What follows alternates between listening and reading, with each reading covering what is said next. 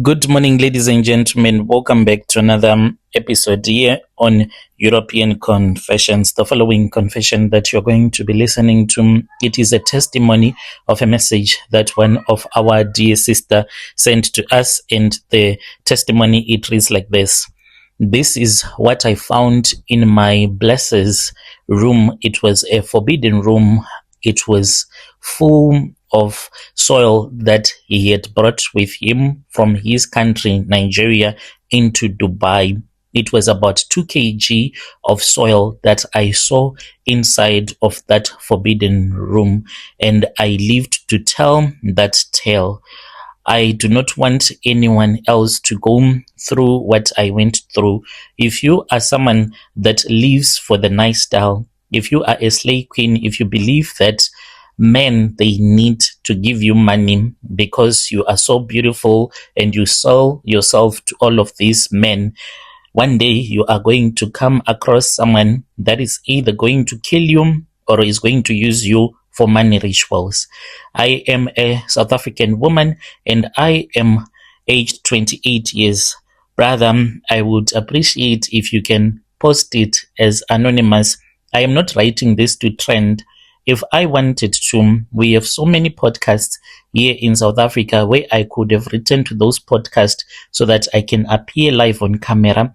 I do not want to trend, but I am writing this so that those that are in that kind of a lifestyle, and I do not want other girls to end up like me.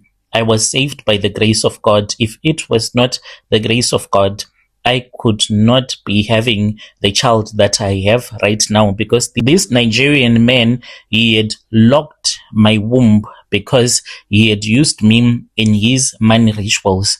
I don't think young girls understand how close some of these soft life situations are to something that is evil and satanic. I am 28 now, but my story, it happened when I was only 20. Back then, I was what you people call a slay queen. This is the girl that I used to be back in the past.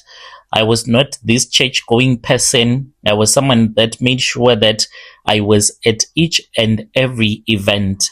Any place where I knew that I could end up getting a blesser, I made sure that I would find myself at that club, at that event.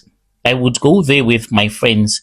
We would go there without us having even a single cent to use as transport money to return back to our homes. And when we would have found a guy that had money, we would go as far as stealing money from that guy. That is how we used to operate.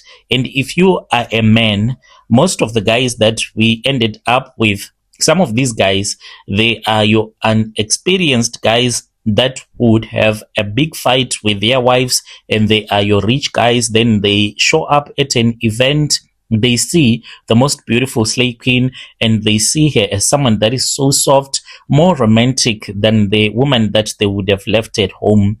You will be lying to yourself. These girls, they are there to eat your money. If they can, I'm telling you, by the end of the night, she would transfer the money from your account.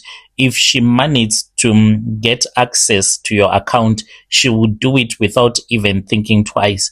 That is what me and my friends, we used to do. We were buddies. We were not even afraid about the police because we were even dating guys that were police officers. If we could rob a guy, I would immediately tell my boyfriend that this is what we have done, and then my boyfriend will make sure that the case will just disappear. You are in danger of picking up a slay queen because she is someone that is not in love with you. She pretends to be in love with you because she just wants to chow your money, and she will do whatever that she can to get each and every cent out of you. She does not care about your well-being. She can even organize thieves for you so that they can steal your cell phone. I am talking from experience. This is what we used to do. So if you are still in that kind of a lifestyle, know that it is vanity upon vanities. When you are all grown up, when you will look back and when you see your friends progressing in life, having progressed in life, having their kids maybe in private schools, and yet you are this beautiful woman without a home, still staying with their parents and still going to clubs because you don't have any other choice in life, because they come a time when guys, those that really want to settle with you, they become few. At the age of 20, you can have hundreds of men that want to settle with you, but as you are growing older, the number of men that would want to settle with you, it becomes few and few. So as for me, attention, it was something that I was obsessed with. I was obsessed with attention. I wanted to be the center of attention. I wanted guys to tell me that I am beautiful each and every time, and it worked. I went on Instagram, and then Instagram eventually became my whole life. I would be posting even twerk videos without showing my face. And when I would post these videos, I would post them so that guys would come to my inbox, and I wanted men to come to my inbox so that they can take me out on a date. Some of them, I would even scam them, lie to them that we are going to meet at such and such an event, send me money to buy clothes, I need to get my hair done, you will never see me, I'll be at another event with another guy that would have given me more money. That is how we used to operate, me and my friends. So posting our twerk videos and posting clips from the clubs, wearing different outfits and anything that could get a man interested in me. I was not thinking long term. I just wanted to be someone that had boyfriends that drove big cars. It was working. My followers, they were growing, and slowly at first, then I had a lot of guys that were DMing me. Guys started coming to my inbox, local guys, blessers, even some international accounts. And I felt that I had made it in life, but I was still broke. That's the part that slay queens will never tell you about. Slay queens are the most broke ones. They can tell you whatever, and they can be rude at you as a guy when you approach them, and then they quickly see that you do not have money. She can become rude at you, and she can discourage you, make you think that you are worthless.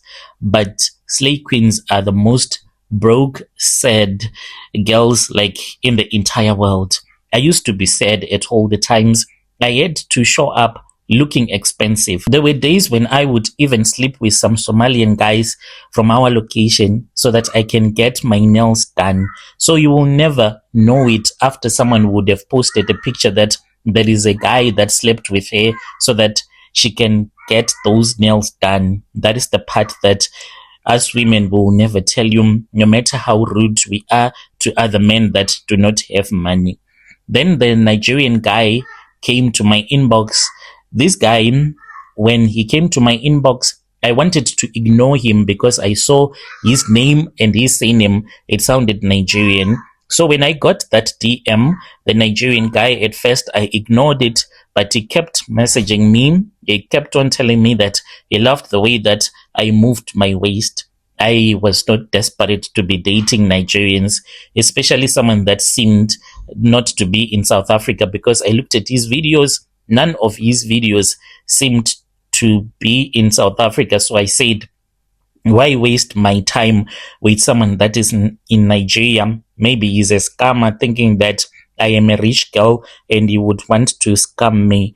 But he kept on pushing and pushing. He would reply to each and every video. He would be the first one to comment, "You look so nice. I want to give you a better life." So then he started sending me money. I said, this Nigerian guy, is he the one that is sending me money, or there is someone that is behind this account? We started talking. He told me that he had a big business in his country. He did not go into details, but he told me that the head offices for his company, it was in Dubai. Oh, Dubai, he said. And he told me, yes, his head offices, they were in Dubai. He started sending me pictures, luxury apartments, cars, views that I had never seen in real life. At that age, I was not wise. I did not question anything. All that I saw was a guy that was going to give me money and to take me to places that some of my local blessers could not take me to, because they were guys that I had begged to take me to Dubai, but they were unwilling to go with me to Dubai. So this Nigerian guy, it seemed as if he was the one. After about a month, he said something that changed everything. He said to me, "Come and visit me." I said, "Where do you want me to visit you?" He said, "My country, of course." "Nigeria, there is no way that I'm coming to Nigeria." But he said, "Come on, I have been sending you money. Come and visit me. I'll book the flight tickets when your passport is ready." At first, I thought it was a joke, but when he told me that he would book everything, flight, accommodation, spending money, all that I had to do was to come for the surprise in Nigeria for his birthday. Then soon after the birthday party, we would be taken to the airport and we would leave Nigeria for Dubai. Wow, that seemed like a plan and it seemed so amazing. So he did not book me straight to Dubai. I went to Nigeria as he had told me, "You'll come through Nigeria first. I want you to see my home, to see my family." I should have said no, but I did not, because I thought that maybe I was going to get like a lot of money, since he had showed me that he was a millionaire by their standards there in Nigeria. So a man that was living in Dubai, having his head offices in Dubai, it was a catch. I was supposed to be with him no matter what. When I landed in Nigeria, everything, it just felt different. I don't know how to explain it. Of course, Nigeria is beautiful, but I just felt this heavy presence that was always following me. The guy came, he was not much different from what I had seen through the videos, and there was something about him that made me to feel uncomfortable. The way that he dressed, he did not dress like a normal person. Like, as we were walking, people were even looking at us. Have you ever seen someone that wears maybe your original clothes, but they end up looking like they are fake? That is exactly what this guy was. He would overdress. Some clothes that he would be wearing, they won't be even necessary, and they would be causing attention, making him to look cheap. That was something that I did not understand about this guy. In short, I can say that he did not have much class in him. And I said, "Oh, it does not matter. I am here to eat his money." That was all that I cared about. So we then went to his house. It was a beautiful place, and they were getting ready for the birthday. 3 days later, the birthday took place. It was amazing. But before the birthday, he had taken me to his village. When we were in his village, Brother Nashim, he said that he wanted us to take a walk. He showed me the grave of his father, his real father, not his stepfather, because his stepfather was still alive. He took me to the graveyard and he said, "Oh, this is the grave of my father." And he told me the story, how his father had passed away. And then that was when he said that I was supposed to take some soil from the grave. I took some and he said, "Put it inside of a plastic bag." I did as he had instructed me to do. It was not a lot, just a handful of soil.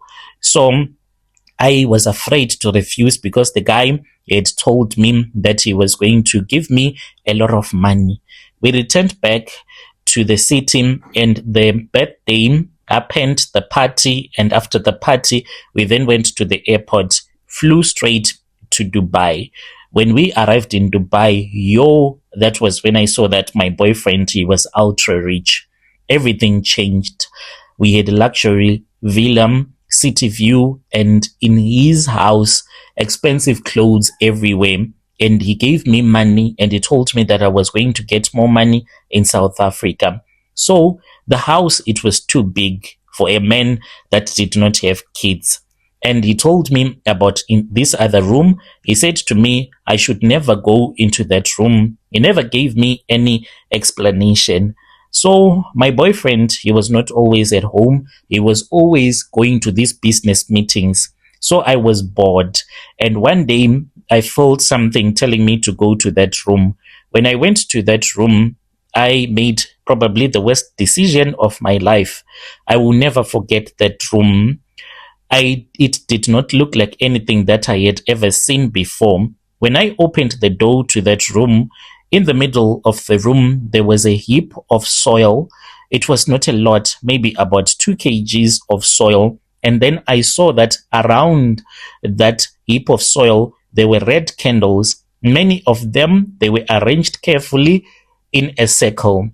And that room, it was so scary. And when I was walking in that room, I heard the voice of a woman that was screaming. Then I ran outside. The moment that I ran outside of the villa, then he called me and he stopped and he told me to stop snooping around.